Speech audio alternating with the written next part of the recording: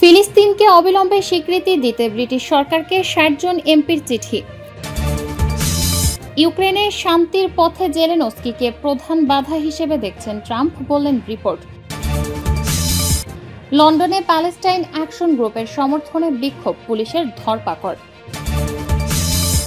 ১ August থেকে ইউরোপীয় union ৩০% শুল্কের সম্মুখীন হবে, বললেন ট্রাম্প। পশ্চিম তীরে ইসরায়েলি বসতি স্থাপনকারীদের হামলায় মার্কিন নাগরিক নিহত। সর্বশেষ জানাবো, পিকেকের অস্ত্র সমর্পণ তুরস্কের ইতিহাসে নতুন অধ্যায়ের সূচনা করেছে, বললেন এরদোগান। শিরোনাম শুনলেন, এবারে বিস্তারিত। ফিলিস্তিনকে অবিলম্বে স্বীকৃতি দিতে ব্রিটিশ সরকারকে ৬০ জন এমপির চিঠি। প্রায় ৬০ জন ব্রিটিশ লেবার এমপি যুক্তরাজ্য সরকারের প্রতি আহ্বান জানিয়েছেন যেন অবিলম্বে ফিলিস্তিনকে একটি রাষ্ট্র হিসেবে স্বীকৃত দেওয়া হয়। এমপিরা গাজায় ইসরায়েলি আগ্রাসনকে জাতিগত নির্মূল বলে বর্ণনা করেছেন এবং এটি বন্ধে ব্রিটিশ সরকারকে জরুরি ভিত্তিতে পদক্ষেপ নিতে বলেছেন। শনিবার ১২ জুলাই এক প্রতিবেদনে দ্য গার্ডিয়ানে খবর জানিয়েছে। Labour friends of Palestine and the middle east আয়োজিত এই চিঠিতে মধ্যপন্থী এবং বামপন্থী উভয় ব্লকের ৫৯ জন এমপি সই করেছেন। চিঠিটি গত বৃহস্পতিবার পররাষ্ট্রমন্ত্রী ডেভিড ল্যামির কাছে পাঠানো হয়েছে। এমপিরা দক্ষিণ গাজার রাফা শহরে ধ্বংসাবশেষের মধ্যে তাঁবু দিয়ে তৈরি একটি তথাকথিত মানবিক শহর নির্মাণের ইসরায়েলের পরিকল্পনা বন্ধ করার জন্য অবিলম্বে পদক্ষেপ নেওয়ার জন্য ল্যামির প্রতি আহ্বান জানান। তারা সতর্ক করে দেন, এই পরিকল্পনা বেসামরিক নাগরিকদের জোরপূর্বক স্থানান্তর এবং ফিলিস্তিনিদের উপস্থিতি মুছে ফেলার শামিল। চিঠিতে পরিকল্পনাটিকে জাতিগত নির্মূল বলে অভিহিত করে বলা হয়, অত্যন্ত জরুরিতা এবং উদ্বেগের সঙ্গে আমরা আপনাকে লিখছি। ইসরায়েলি প্রতিরক্ষা মন্ত্রীর ঘোষণার বিষয়ে তিনি গাজার সমস্ত ফিলিস্তিনি বেসামরিক নাগরিককে জোরপূর্বক ধ্বংসপ্রাপ্ত রাফা শহরের একটি শিবিরে স্থানান্তর করার পরিকল্পনা করেছেন।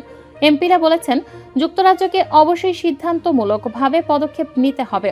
কেবল ফিলিস্তিনি শরণার্থীদের জন্য জাতিসংঘের সংস্থাকে তহবিল পুনরুদ্ধার এবং জিম্মিদের মুক্তিতে সহায়তা করেই নয়, বরং অধিকৃত পশ্চিম তীরে ইসরায়েলি বসতিগুলোতে উৎপাদিত পণ্যের ওপর বাণিজ্য অবরোধ আরোপের মাধ্যমেও। ইউক্রেনে শান্তির পথে জেলেনস্কিকে প্রধান বাধা হিসেবে দেখছেন ট্রাম্প, বললেন রিপোর্ট। মার্কিন প্রেসিডেন্ট ডোনাল্ড ট্রাম্প রাশিয়ার সাম্প্রতিক সমালোচনা সত্ত্বেও ইউক্রেনের নেতা ভ্লাদিমির জেলেনস্কিকে সংঘাত সমাধানের পথে প্রধান বাধা হিসেবে বিবেচনা করে চলেছেন। সূত্রের বরাত দিয়ে শনিবার ১২ জুলাই ফাইন্যান্সিয়াল টাইমস একথা জানিয়েছে। সাংবাদিকদের সঙ্গে কথা বলার সময় গত মঙ্গলবার ট্রাম্প বলেছিলেন, তিনি পুতিনের ওপর অসন্তুষ্ট। তিনি দাবি করেন রাশিয়ান নেতা সংঘাতের অবসান চান না।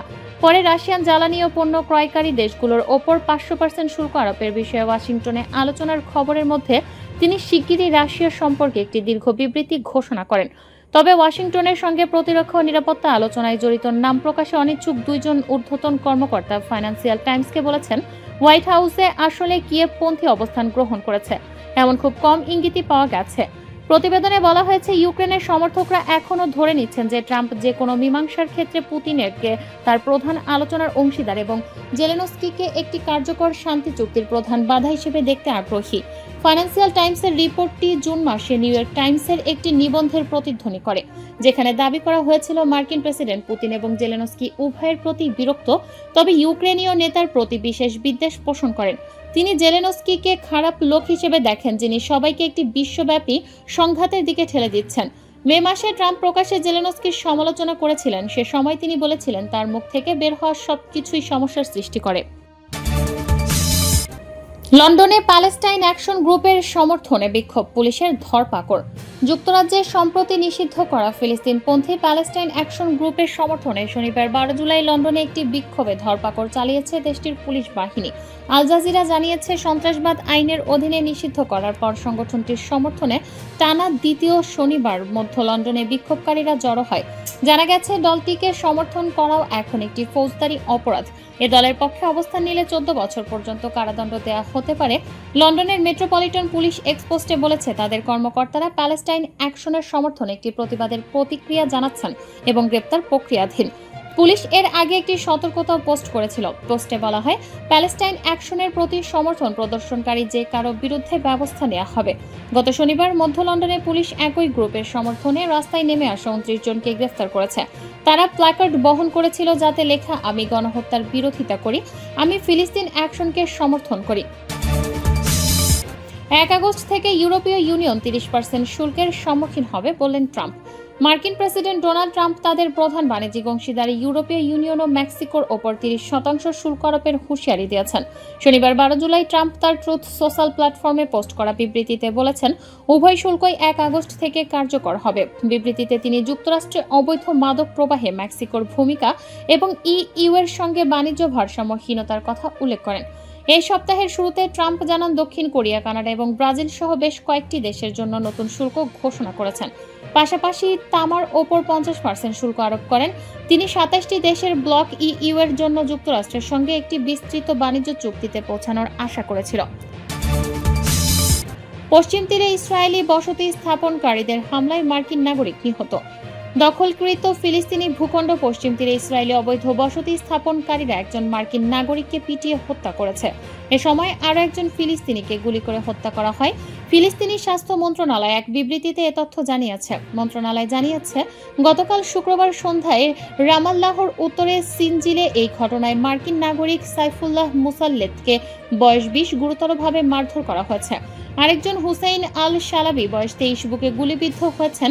রয়টার্সের প্রতিবেদন অনুসারে ফ্লোরিডার টাম্পা থেকে আসা মুসাল্লেদের পরিবার এক বিবৃতিতে জানিয়েছে, সাইফুল্লাহের ভাই তাকে অ্যাম্বুলেন্স করে হাসপাতালে পৌঁছানোর চেষ্টা করেছিলেন, কিন্তু হাসপাতালে পৌঁছানোর আগেই তিনি মারা যান। পরিবারের বিবৃতিতে আরও বলা হয়েছে, এটি একটি অকল্পনীয় দুঃস্বপ্ন এবং অবিচার। এটি কোনো পরিবারকে কখনো যেন মোকাবেলা করতে না হয়। আমরা মার্কিন পররাষ্ট্র দপ্তরের কাছে দাবি করছি তারা অবিলম্বে তদন্ত পরিচালনা করুক এবং সাইফের হত্যাকারী ইসরায়েলি বসতি স্থাপনকারীদের তাদের অপরাধের জন্য জবাবদিহি করুক। শুক্রবার মার্কিন পররাষ্ট্র দপ্তরের একজন মুখপাত্র বলেছেন, তারা ঘটনাটি সম্পর্কে অবগত, তবে পরিবার এবং প্রিয়জনদের গোপনীয়তার প্রতি শ্রদ্ধা রেখে বিভাগটি আর কোনো মন্তব্য করবে না বলে জানায়। ইসরায়েলি বাহিনী উল্লেখ করেছে, সিনজিল শহরে এই ঘটনা তদন্ত করছে ইসরায়েল। ফিলিস্তিনিরা ইসরায়েলিদের দিকে পাথর ছুঁড়ে মারলে ফিলিস্তিনি এবং বসতি স্থাপনকারীদের মধ্যে সংঘর্ষ শুরু হয়, যার ফলে তারা সামান্য আহত হয়। পিকেকের অস্ত্র সমর্পণ তুরস্কের ইতিহাসে নতুন অধ্যায়ের সূচনা করেছে বললেন এরদোগান। তুরস্কের সঙ্গে কয়েক দশক ধরে চলা যুদ্ধের অবসান ঘটিয়ে নিরস্ত্রীকরণের দিকে প্রথম পদক্ষেপ শুরু করেছে কুর্দিস্তান ওয়ার্কার্স পার্টি। এটিকে একটি ঐতিহাসিক মোড় হিসেবে বর্ণনা করেছেন তুর্কি president Recep Tayyip Erdogan. Anadolu agency জানিয়েছে, শনিবার 12 জুলাই আশকারায় জাস্টিস অ্যান্ড ডেভেলপমেন্ট পার্টির 32তম পরামর্শ মূল্যায়ন সভার এরদোয়ান ঘোষণা করেন, তুরস্ক এখন ঐক্য শক্তির এক নতুন যুগে প্রবেশ করছে। তিনি বলেন, আজ একটি নতুন দিন, ইতিহাসের একটি নতুন অধ্যায়, একটি মহান শক্তিশালী তুরস্কের দরজা। তুরস্কের শতাব্দী সম্পূর্ণরূপে উন্মুক্ত হয়েছে। আজ একটি মহান এবং শক্তিশালী তুরস্কের সূচনা। কয়েক দশক ধরে চলা লড়াইয়ের কথা উল্লেখ করে এরদোগান বলেন, 47 বছর ধরে চলা পিকেকে সন্ত্রাসবাদের ভয়াবহতা আশা করি শুক্রবারের মধ্যেই শেষ হয়ে যাবে। এর আগে গতকাল শুক্রবার ইরাকের উত্তরাঞ্চলীয় কুর্দি অঞ্চলে একটি ছোট অনুষ্ঠান হয়েছে, যেখানে 20 থেকে 30 জন পিকেকে যোদ্ধা তাদের অস্ত্র ধ্বংস করেছে। এটিকে তুর্কি রাষ্ট্রের বিরুদ্ধে 40 বছর ধরে চলমান সশস্ত্র অভিযানের একটি অধ্যায়ের সমাপ্তি হিসেবে দেখা হচ্ছে। এই সংঘাত জুড়ে 40,000-এরও বেশি মানুষ নিহত হয়েছে।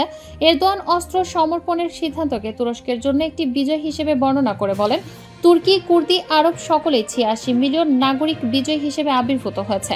আঞ্চলিক ঐক্যের বৃহত্তর দৃষ্টিভঙ্গি তুলে ধরে এরদোগান বলেন, আজ মালাকজিগির্টের চেতনা, জেরুজালেম জোট এবং স্বাধীনতা যুদ্ধের মূল ভিত্তি পুনর্গঠিত হচ্ছে।